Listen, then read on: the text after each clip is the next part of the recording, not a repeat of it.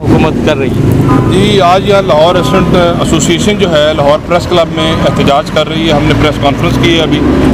हमारे मुतालबात ये हैं कि पूरा पाकिस्तान खुला है और लाहौर के रेस्टोरेंट्स बंद हैं। इसकी वजह क्या है हमें को बता दें, हमें समझ नहीं आ रही। लाहौर में जो लाखों लोग जो हैं वो बेरोज़गार हो गए हैं। 50% रेस्टोरेंट बंद हो गए हैं, 50% रह गए हैं, वो भी बंद हो जाएंगे। हमारा मुतालबा ये है कि हमें 7 दिन इंडोर और आउटडोर डाइनिंग जो है खोली जाए और हम वैक्सीनेटेड लोगों को खाना खिलाएंगे। हमारा स्टाफ वैक्सीनेटेड है, हम खुद वैक्सीनेटेड हैं। तो ये सज़ा किस चीज़ की है? जब बाकी सारे मॉल और सारे बाज़ार, ट्रांसपोर्ट, सड़कें, हर चीज़ खुली है, तो फिर रेस्टोरेंट बंद क्यों है?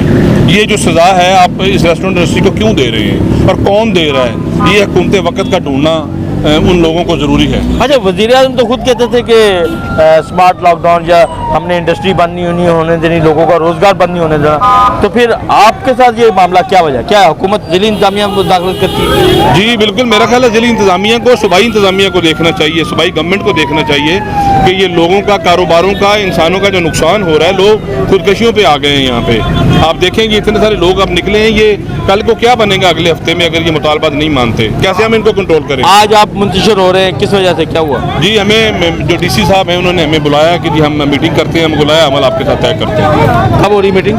ये मंडे को। हाँ, मंडे को मीटिंग हो रही है और उस वक्त तक के लिए इन्होंने एहतजाज जो मौखर किया है।